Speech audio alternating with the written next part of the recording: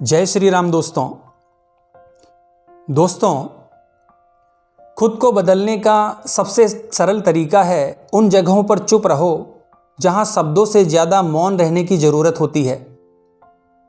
दोस्तों, एक छोटे से गांव में एक युवक रहता था जिसका नाम मोहित था। वो बहुत ही गुस्सैल स्वभाव का था। छोटी छोटी बातों पर बहस करना और हर बात का उत्तर तुरंत देना उसकी आदत बन चुकी थी। धीरे धीरे उसके स्वभाव के कारण लोग उससे दूर रहने लगे। मोहित खुद भी इस बात को जानता था कि उसका स्वभाव उसके जीवन में शांति और खुशियां लाने की बजाय तनाव और अकेलापन बढ़ा रहा है, लेकिन वो समझ नहीं पा रहा था कि उसे क्या करना चाहिए। एक दिन उसने सुना कि पास के जंगल में एक महात्मा का प्रवचन हो रहा है।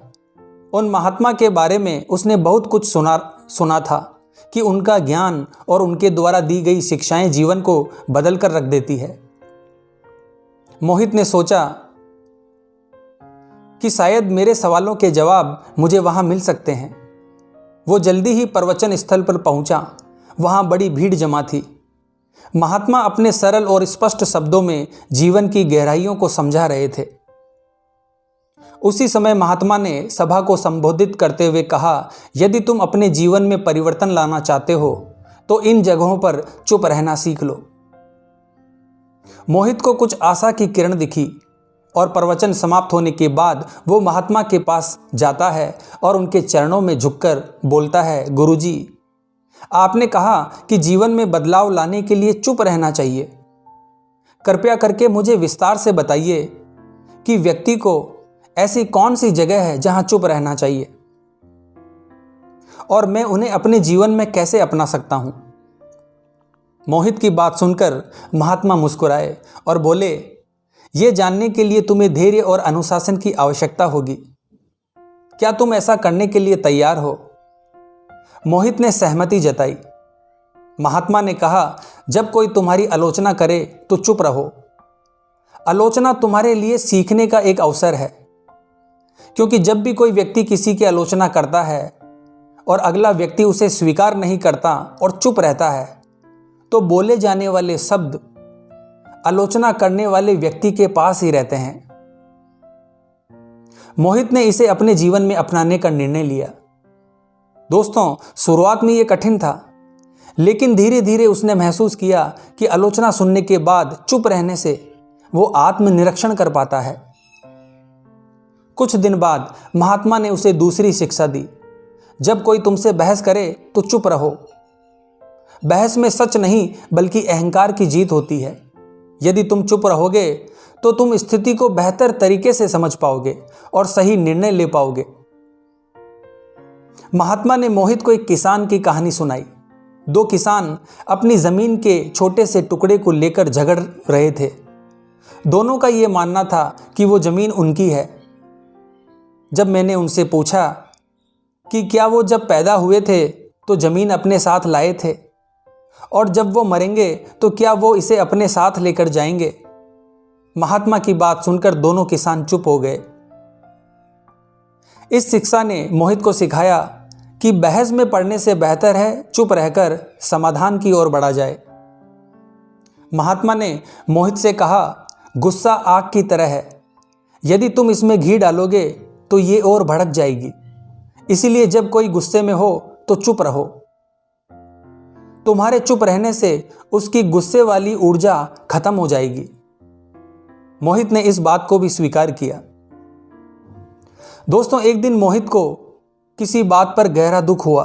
उसने महात्मा से कहा, गुरुजी, मैं इस पीड़ा को सहन नहीं कर पा रहा। महात्मा ने कहा, जब तुम दुखी होते हो तो चुप रहना सीखो। दुख तुम्हारे भीतर के बदलाव का द्वार हो सकता है। चुप रहने से तुम्हें अपने प्रश्नों के उत्तर मिल सकते हैं। महात्मा ने यह भी बताया कि दुख तुम्हें मजबूत बनाता है, बस तुम उसे समझने की कोशिश करो। महात्मा ने कहा, जब कोई तुम्हें जानबूझकर उकसाए तो चुप रहना ही इसका सबसे बड़ा उत्तर है। यह तुम्हारी शक्ति और धैर्य को दर्शाता है। अगली शिक्षा महात्मा ने मोहित को दी कि हर जगह मदद करने की ज़रूरत नहीं होती। जब कोई तुम्हारी राय ना मांगे तो चुप रहना ही बेहतर है। यह शिक्षा मोहित के लिए बहुत उपयोगी साबित हुई। इसके बाद महात्मा ने मोहित को समझाते हुए कहा, ज्ञान विनम्रता का आभूषण है। यदि तुम अपने ज्ञान का प्रदर्शन करोगे तो वो खोखला हो जाएगा। इसलिए अपने ज्ञान का वहां प्रदर्शन मत करो जहां इसकी कोई वैल्यू ना हो। महात्मा ने कहा, सत्य का मूल्य तब तक नहीं होता जब तक उसे स्वीकार करने वाला तैयार ना हो। ऐसे में तुम्हारे शब्द व्यर्थ होंगे और तुम केवल अपना समय और ऊर्जा बर्बाद करोगे। महात्मा ने विस्तार से बताया कि जब तुम किसी को सत्य बताने की कोशिश करोगे, लेकिन अगर वो अपने भ्रम या अहंकार में डूबा होगा तो तुम्हारे शब्द उसे परेशान कर देंगे। ऐसे समय में चुप रहना ही सबसे बड़ा उपाय है। महात्मा ने मोहित को समझाते हुए कहा कि सत्य का प्रभाव तभी होता है जब सुनने वाला उसे ग्रहण करने के लिए तैयार हो। महात्मा ने अगली शिक्षा देते हुए मोहित से कहा कि जीवन में कई बार ऐसी परिस्थितियां आती है जिन्हें तुम बदल नहीं सकते। उन पर क्रोधित या व्याकुल होकर तुम केवल अपनी शांति को खो देते हो। ऐसे समय में चुप रहना ही सबसे बड़ी बुद्धिमानी है। उन्होंने समझाया कि चुप रहना कोई कमजोरी नहीं है, बल्कि धैर्य और संतुलन का प्रतीक है। जब परिस्थिति तुम्हारे बस में नहीं हो तो उसे स्वीकार करो और शांत रहो। यही मानसिक शक्ति का आधार है।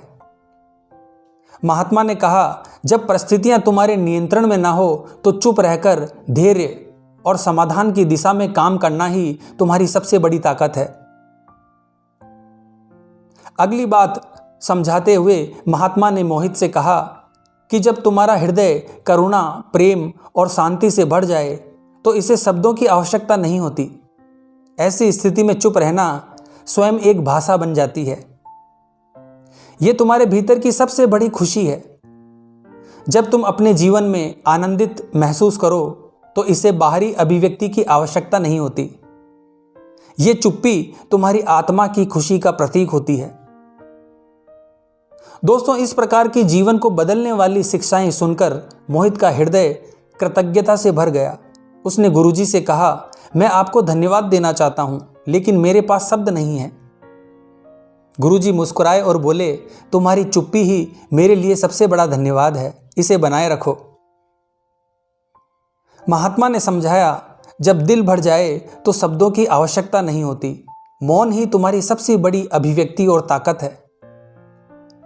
महात्मा ने मोहित को अंतिम बात बताते हुए कहा, ज्ञान का मूल्य तभी है जब इसे जीवन में लागू किया जाए।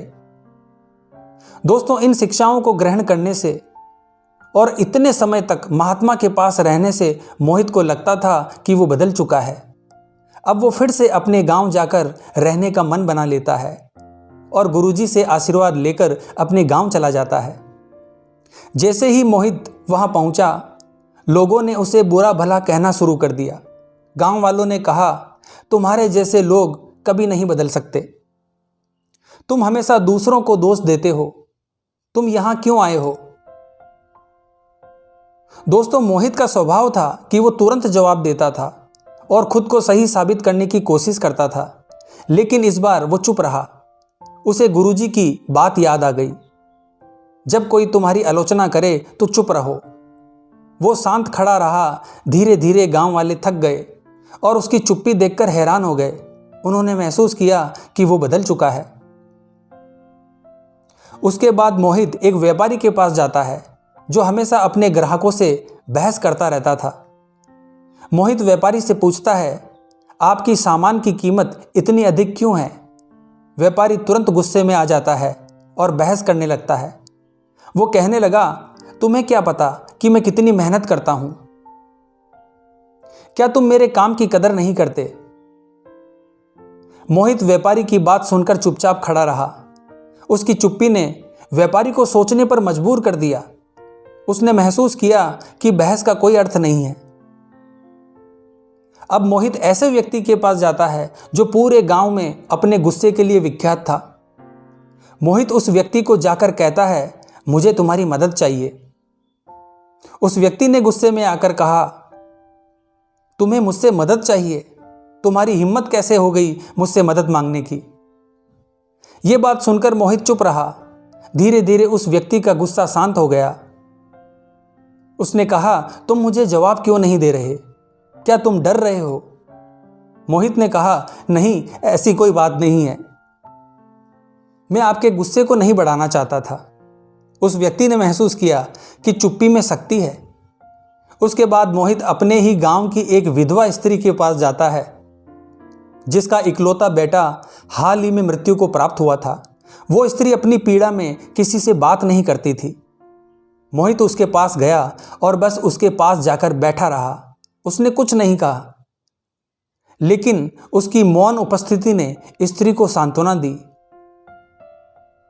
उस स्त्री ने पहली बार किसी से अपनी कहानी साझा की और अपने दुख से उभरने का प्रयास किया। मोहित को याद आया, दुख में चुप्पी कई बार शब्दों से अधिक प्रभावी होती है। तो दोस्तों, इस प्रकार से इन शिक्षाओं से मोहित का जीवन बदल चुका था। वो अब शांत, समझदार व्यक्ति बन चुका था। तो आशा करता हूं दोस्तों, आज की ये कहानी आपको अच्छी लगी होगी। तो मिलते हैं इसी प्रकार की अगली वीडियो के माध्यम से। जय श्री राम, जय श्री कृष्ण।